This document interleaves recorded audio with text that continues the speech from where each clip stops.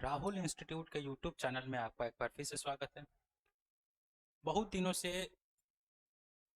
विद्यार्थियों की डिमांड आ रही थी कि आखिरकार पहली बार जब कंपटीशन में मैं प्रवेश करता हूं तो तैयारी किस तरीक़ा से करनी चाहिए।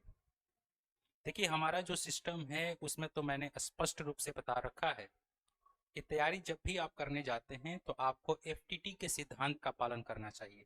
एफटीटी क्या होती है?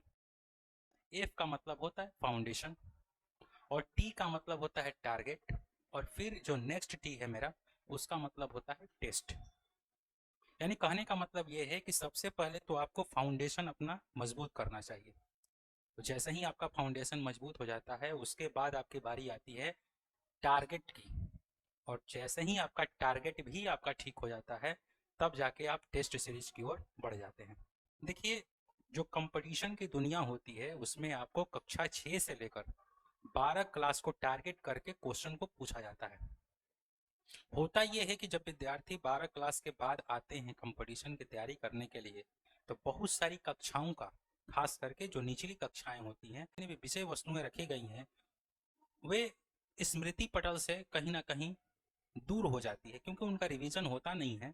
इस कारण से कहीं ना कहीं वो आपके पढ़ाई का हिस्सा न होने की वजह से आपने चूंकि उसको बचपन में पढ़ा है लेकिन फिर भी वो चीज़ें जो है याद नहीं रहती हैं या फिर उस कॉन्सेप्ट को हम याद नहीं कर पाते हैं। दूसरी बात ये होती है कि बहुत सारे विद्यार्थियों का जो निचला जो पढ़ाई का क्रम होता है वो उस तरीका से नहीं हो पाता है, चाहे उसके कई कारण हो सकते हैं, कुछ भी कारण हो सकते हैं जिसके वजह से उनका फाउंडेशन ठीक नहीं होता है। उसके बाद यदि हम बात करें तो कुछ ऐसे टेक्निक्स होते हैं जो कि बचपन में ही सिखाए जाते हैं, खास करके बेसिक्स टेक्निक्स। और जब हम कंपटीशन की दुनिया में आते हैं तो यहाँ पर हमको थोड़ा सा एडवांस अप्रोच लगाना पड़ता है। कारण कि हमारा जो यहाँ पर एग्ज़ाम होगा भाई वह 1 घंटे का होगा और क्वेश्चन जो है यहाँ पर 100 मिलेंगे आपको। कोई कोई मतलब जैसे जैसे आप एग्ज़ाम में बैठेंगे वैसे वैसे आपको अनुभूति होने लगेगी कि कोई एग्ज़ाम में 100 क्वेश्चन आता है तो किसी में 120 क्वेश्चन आता है तो किसी में 80 क्वेश्चन ही आते हैं, तो अलग अलग है। लेकिन ऑन एंड एवरेज मैं मान के चलूँ तो आपको 1 घंटे में 100 क्वेश्चन बनाने होते हैं। 100 क्वेश्चन यदि आपको बनाना है तो जाहिर सी बात है कि एक क्वेश्चन के लिए आप कितना समय दे सकते हैं। ज़्यादा ज़्यादा आप दीजिएगा तो एक क्वेश्चन के लिए 15 से 20 सेकंड का ही आप समय दे सकते हैं। तो ऐसी स्थिति में अब हमें ये पता चलता है कि मैं बेसिक तो पढ़ रखा हूँ, बेसिक तरीके से मुझे सारी चीज़ें आती हैं, तो कंपटीशन में कहीं ना कहीं आप पीछे छूट जाइएगा। इसीलिए कंपटीशन का जो अप्रोच होता है उसमें हम कम से कम समय में ज़्यादा से ज़्यादा क्वेश्चन बनाने की कोशिश करते हैं। तो आपको ये 3 सिद्धांत जो मैंने बता रखा है एफटीटी, जिसमें सबसे पहले तो आपको फाउंडेशन को ठीक करना होगा। जैसे ही आपका फाउंडेशन ठीक हो जाता है उसके बाद आप टारगेट की तरफ चलिए कि आपका टारगेट क्या है। जैसे आप एसएससी की तैयारी कर रहे होते हैं, कोई रेलवे की तैयारी कर रहा होता है। देखिए, अब तो ग्लोबलाइजेशन सारी चीज़ें हो चुकी हैं। एसएससी, रेलवे, ये सारी क्वेश्चन को मर्ज हो गए हैं क्योंकि देखिए एक ही कंपनी आपसे एग्ज़ाम कंडक्ट करवा रही है। तो जाहिर सी बात है कि क्वेश्चन का फेरबदल हो रहा है। तो ऐसे स्थिति में आप केवल रेलवे पर डिपेंडेंट नहीं हो सकते हैं या केवल एसएससी पर डिपेंडेंट नहीं हो सकते हैं। आपको एक ग्लोबली 2018 से लेकर 2023 तक के पेपर को सॉल्व करना होगा। तो ये टारगेटेड स्टडी हो गया, लेकिन ये कब सॉल्व होगा? जब आपका फाउंडेशन ठीक होगा तब। और फिर आप मॉक टेस्ट लगाइए। लास्ट का टी का मतलब है हमारा टाना। और टेस्ट अगर आप देते हैं तो आपकी कमियां पता चलती हैं कि भाई वाकई में मेरी कमी क्या है। तो इस तरीका से मैं यहाँ पर 3 सिद्धांतों पर काम करता हूँ। पहला काम है मेरा फाउंडेशन, दूसरा काम है मेरा टारगेट और तीसरा काम है मेरा टेस्ट। कभी भी आप कंपटीशन में आए तो एक लेवल होता है, उस लेवल को रीच करने की कोशिश करें। जैसे अगर आप मैथ की ही बात करें तो जब फाउंडेशन क्लास कर ही रहे होते हैं तो कम से कम टारगेट ये रखा जाता है कि इसमें विषय वस्तु आपको क्या पढ़नी है। तो जरा गौर से देखिएगा कि इसमें हमें पढ़ना क्या है। 4 विषय वस्तु होता है मुख्यतः। पहला जो है आपको मैथमेटिक्स, दूसरा जो है आपका रीजनिंग और तीसरा जो है आपका जनरल स्टडी और चौथा जो है आपका लैंग्वेज। ये 4 आधार स्तंभों पर पूरा का पूरा कंपटीशन टिका हुआ है वाला हूँ। तो कुछ दिन इंतजार कीजिए और वीडियो को लास्ट तक जरूर है देखिएगा। और एक है आपका जीएस, जनरल स्टडी। इसी जीएस का एक अभिन्न हिस्सा बनता है जिसको हम लोग कहते हैं जीके, जनरल नॉलेज। और एक होता है जनरल अवेयरनेस। ये कंपटीशन आपसे क्या उम्मीद रखे हुए है? आपसे बस यही उम्मीद रखे हुए है कि एक सामान्य मनुष्य को कम से कम उतनी जानकारी तो होनी ही चाहिए। इसीलिए तो इसका नाम है जनरल स्टडी, सामान्य अध्ययन। माने एक आम नागरिक से हम इतना तो उम्मीद कर ही सकते हैं कि अगर कोई 12th पास आउट बंदा है या फिर कोई ग्रेजुएशन पास आउट बंदा है तो उससे मैं इतना ज्ञान की तो अपेक्षा करता ही करता हूँ। तो बस में ही रख दिया गया जिसका नाम है जनरल स्टडी। और एक आपको आता है जीके, जनरल नॉलेज, सामान्य ज्ञान। तो सामान्य मनुष्य को कम से कम उतना ज्ञान तो भाई होना ही चाहिए।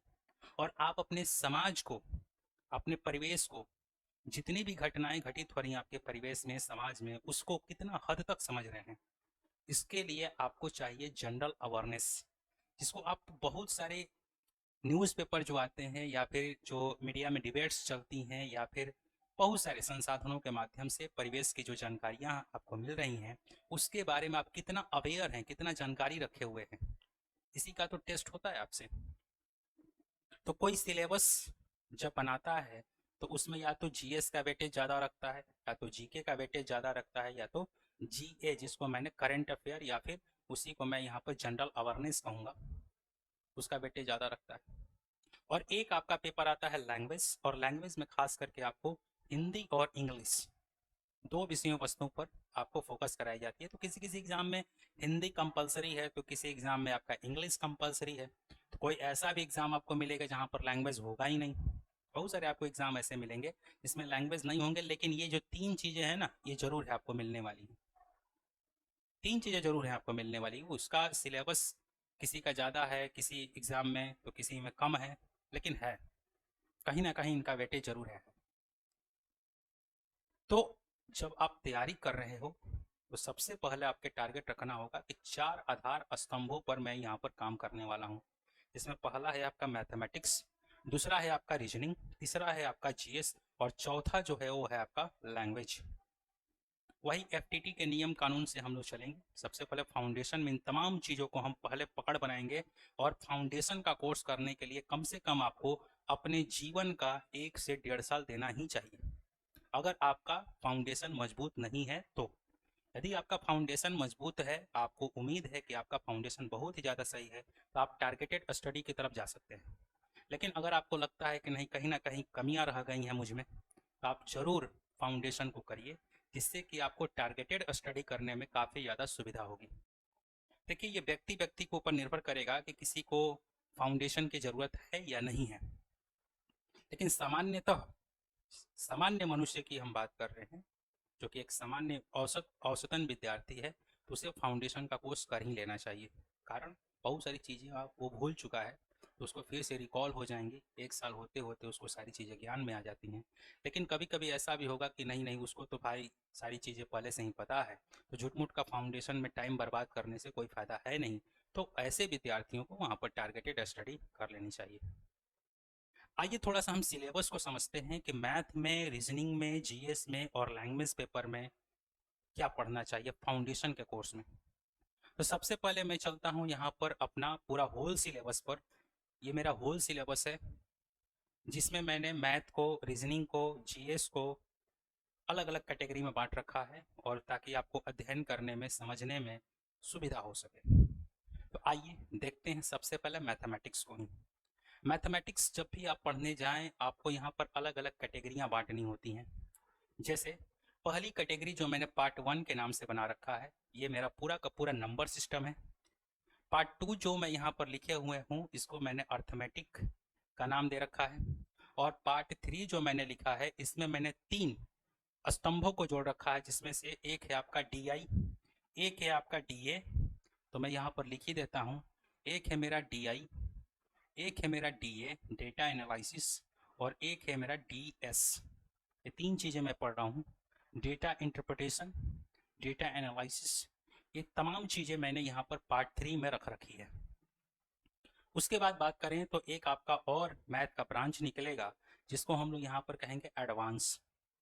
एडवांस के लिए मैंने यहाँ पर पार्ट 4 और पार्ट 5 बना रखा है। ध्यान से देखिएगा, तो पार्ट 4 में मैंने अप्लाइड अलजेब्रा को लिख रखा है। देखिए भाई, अलजेब्रा और अप्लाइड अलजेब्रा दोनों आपको पढ़ने होते हैं। अलजेब्रा यदि आपके पास पहले से ही जानकारी में है तो आप सीधे अप्लाइड अलजेब्रा पर उतरिए। लेकिन कहीं आपकी स्मृति पटल से वो भूल चुका है तो पहले अलजेब्रा और उसके बाद अप्लाइड अलजेब्रा जरूर सीखिए, जो कि पार्ट 4 में बाकायदा यहाँ पर सिखाया जाता है।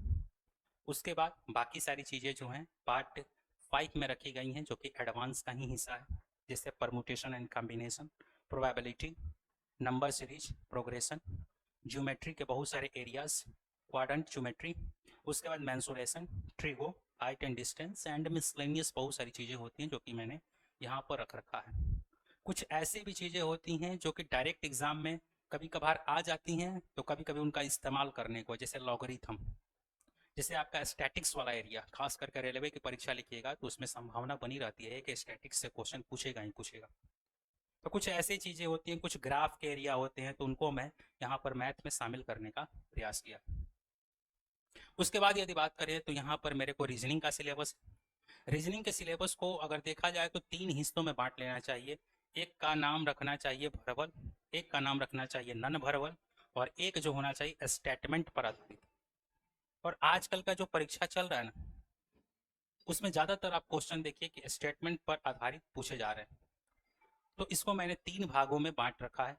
एक भाग जो है इसमें भरबल, एक भाग जो है नन भरबल, और एक भाग जो है स्टेटमेंट। भरबल क्या हो, जैसे कोई आप रीजनिंग के क्वेश्चन को पढ़ रहे हैं, उसमें वाक्य लिखा हुआ है और उसी वाक्य के आधार पर आपसे क्वेश्चन, मतलब क्वेश्चन जो है वाक्य के रूप में लिखा गया है और आंसर आपसे पूछा जा रहा है, तो कहीं ना कहीं भरबल का हिस्सा है। लेकिन चित्रात्मक व्याख्या हो, चाहे चित्रात्मक क्वेश्चन हो, चित्र के माध्यम से हम क्वेश्चन बनाते हैं और चित्र से ही आपसे क्वेश्चन का जवाब मांग लें, तो ये हमारा नन वर्बल का हिस्सा जाएगा। एक स्टेटमेंट पर आएगा। तो कुल मिलाकर हम 3 भागों में बांटकर रीजनिंग को पढ़ सकते हैं। एक महत्वपूर्ण भाग होगा जिसको मैंने यहाँ पर जीएस का नाम दे रखा है। जीएस में तो हम लोग बहुत सारी चीज़ों को कवर कर रहे हैं। जैसे जीएस में आपके लिए जरूरी है हिस्ट्री, जैसे आपको जरूरी है Indian polity, arts and culture, जैसे आपको जरूरी है map, geography, environment, ecology, economics, science and tech, static GK, और कुछ ऐसे एग्जाम होते हैं जैसे बिहार में, खास करके बिहार स्पेशल भी आपको पढ़ने को होते हैं, तो उसकी भी तैयारी बाकायदा एक साथ ही हम लोग करने की कोशिश कर रहे हैं। एक स्पेशल बैच मैं बाकायदा चलाता हूँ जिसका नाम मैंने रखा है 6 to 12 स्पेशल एनसीईआरटी बैच।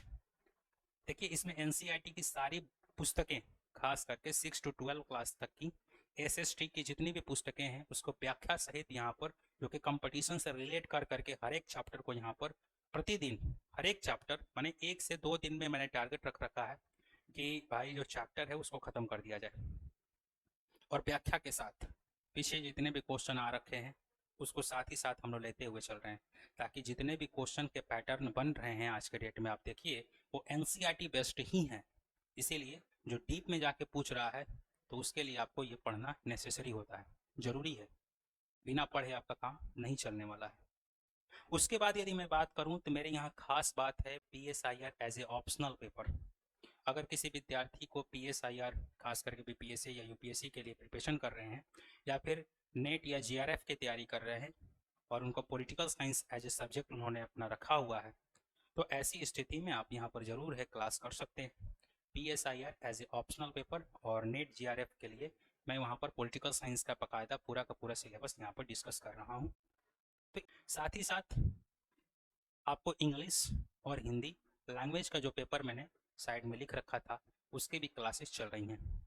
इस प्रकार आप देख सकते हैं कि पूरा का पूरा होल सिलेबस, जिसमें आपका मैथ भी है, जिसमें आपका रीजनिंग भी है, जिसमें आपका जीएस भी है और जिसमें आपका लैंग्वेज भी है, एक ही छत के नीचे मैं प्रोवाइड करवा रहा हूँ और एकदम बेहतरीन तरीका से। देखिए होता यह है कि जब भी आप तैयारी करने जाते हैं तो टारगेटेड स्टडीज़ जब चलती हैं तो उसमें ऐसा मान के हम लोग चलते हैं कि जब आप तैयारी कर रहे हो तो मैथ यदि आप पढ़ रहे हो तो मान के चलो कि आप CGL लेवल का मैथ पढ़ रहे हो। CGL के लेवल का यदि आपने मैथ अपना लेवल को उठा लिया तो समझिए बाकी जो एग्ज़ाम है उसमें जो मैथ पूछेगा वो उससे आसान ही आपको लगेगा। अगर आप रीजनिंग का प्रिपरेशन कर रहे हो तो मान के चलो कि मैं बैंक PO का लेवल का तैयारी कर लूँगा, जिससे अगर एक बार उस लेवल को आपने सेट कर लिया, उस लेवल को आपने रीच कर लिया, तो बाकी जितने भी आपको एग्ज़ाम दिखाई दे रहे हैं अगर रीजनिंग आएगा तो आपको आसान ही लगेगा। और यदि आप GS का प्रिपरेशन कर रहे हो तो कम से कम सिविल सर्विसेज या फिर स्टेट पीसीएस लेवल का तो कर ही लो, जिससे कि आपको सारे जितने भी आपके एग्ज़ाम बन रहे हैं वो आपके लिए आसान बन जाएंगे। और लैंग्वेज का अगर तैयारी कर रहे हो, खास करके अगर मान लेते हैं हम यहाँ पर इंग्लिश की बात करें, तो फिर बैंकिंग का पीओ लेवल का तैयारी कर लो, क्योंकि उसी का रीजन इंग्लिश जो है वो थोड़ा सा लेवल का होता है। चाहे सीसेट लेवल का तैयारी कर लो, ताकि एक बेहतरीन आपको आइडिया जनरेट हो जाए। उसके बाद आप किसी भी एग्ज़ाम में बैठो ना भाई, आपके सारे अस्त्र तैयार हो चुके हैं। तो फाउंडेशन के क्लास में इतनी सारी चीज़ें जो कि 1.5 साल में हमारे संस्थान में करवाई जा रही हैं। तो अगर कोई विद्यार्थी जो 12th पास आउट है और उसको लगता है कि मेरा फाउंडेशन अभी भी कमज़ोर है, अभी भी इन तमाम चीज़ों को मैं नहीं सीख रखा हूँ, तो ज़रूर उसको ज्वाइन करें।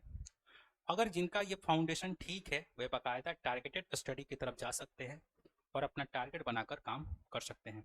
लेकिन जिनका फाउंडेशन ठीक नहीं है, उन्हें मैं पुनः सजेशन दूंगा, आप कहीं से भी या तो खुद से ही सेल्फ स्टडी के द्वारा ही, ये तमाम सिलेबस आपके सामने है, इन सिलेबस को जरूर है पढ़िए। और उसके बाद जैसे ही आपका एक लेवल सेट हो जाता है, उसके बाद आप टारगेटेड स्टडी की तरफ चले जाइए, ज़्यादा सही रहेगा। और ख़ास तौर पे आप ध्यान रखिएगा, जब भी आप टारगेटेड स्टडी कर रहे हैं तो 2018 से लेकर 2023 तक के जितने भी परीक्षाएं हुई हैं, चाहे वो रेलवे की ही परीक्षा हो, चाहे एसएससी की परीक्षा हो, चाहे किसी स्टेट पीसीएस की परीक्षा हो, उनके मॉक टेस्ट या फिर उनके जितने भी प्रीवियस ईयर हैं उनको ज़रूर आप लगाइएगा, क्योंकि उससे बहुत ही ज़्यादा आपको बेनिफिट होने वाला है। कारण कि बहुत सारे एग्जामों के क्वेश्चन रिपीट हो जाते हैं। जब क्वेश्चन रिपीट हो तो कम से कम आपके पास एक बेहतरीन आइडिया रहे और बेहतरीन एक समझ रहे, जिससे कि आप आराम से क्वेश्चन को आसानी से बना सकते हैं। आइए हमारे यहाँ क्या क्या फीचर चल रहा है उसके बारे में भी थोड़ा सा डिस्कशन कर लेते हैं। हम यहाँ पर क्या प्रोवाइड करवा रहे हैं और किन किन संस्थानों की तैयारी हम यहाँ पर करवा रहे हैं। खास तौर पे आप क्लासेस देखिए तो यहाँ पर एसएससी, बैंक, रेलवे, डिफेंस, दरोगा, इसी में आपका यूपीएससी, बीपीएससी एंड अदर। तो यूपीएससी और बीपीएससी का खास करके मैंने आपको जीएस समझा ही दिया है कि किस तरीक़ा से जीएस पर हम लोग काम कर रहे हैं और क्या हमारी स्ट्रेटेजी पर चल रहा है काम, उसको मैंने बता ही दिया है। एंड अदर, क्योंकि एक लेवल है, उस लेवल पर यदि आप रीच हो जाते हैं, पहुंच जाते हैं, तो आप आसानी से किसी भी स्तर की परीक्षा को लिख सकते हैं। लेखन शैली खास करके मेंस की जो होती है, उसका बाकायदा अलग से क्लास चलता है। अभी फ़िलहाल उसकी क्लासेज हमारे पास अवेलेबल नहीं है, लेकिन बहुत जल्द ही लेखन का भी, यानी कि आपका जिस तरीक़ा से पेपर लिखना है मेंस के लिए, बीपीएससी के लिए, उसका मैं बहुत ही जल्द शुरू कर रहा हूँ। और एक और ख़ास बात है कि हमारे यहाँ किन किन विषयों पर काम चल रहा है, कोर्सेज हमारे यहाँ क्या क्या अवेलेबल हैं। एक है आपका मैथ, DIDA DS मेरा खास चीज़ है, इंग्लिश है। उसके बाद अगर बात करें तो यहाँ पर रीजनिंग तो चल ही रहा है, GA GS GK पर काम कर चल रहा है।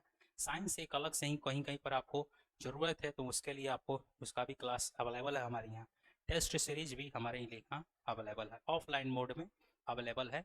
और बाकायदा मैं तो ये भी प्रयास कर रहा हूँ कि जितने भी विद्यार्थी हैं टेस्ट सीरीज जरूर है दीजिए, जिससे आपको अपने स्तर का हमेशा पता लगते रहेगा। तो इस तरीक़ा से हम लोग अपने कंपटीशन की तैयारी को कर रहे हैं। और कंपटीशन में आप लोग देख पा रहे हैं कि ये मेरा सिलेबस है, और इस सिलेबस को मैं यहाँ पर बाकायदा इसीलिए आपके सामने रख रखा हूँ। इसमें मैंने आपको बता ही दिया कि मैं यहाँ पर कौन कौन से सब्जेक्ट पर काम करवाना चाहता हूँ। एक है मैथमेटिक्स, एक है रीजनिंग, एक है आपका जीएस और एक है आपका लैंग्वेज का पेपर। FTT का सिद्धांत हमेशा आप जीवन में याद रखिएगा। सबसे पहले आपका फाउंडेशन ठीक होना चाहिए, उसके बाद आपका टारगेट सेट हो जाना चाहिए। जैसे ही आपका फाउंडेशन सेट हो जाता है टारगेट पर, और देन फाइनली आप टेस्ट सीरीज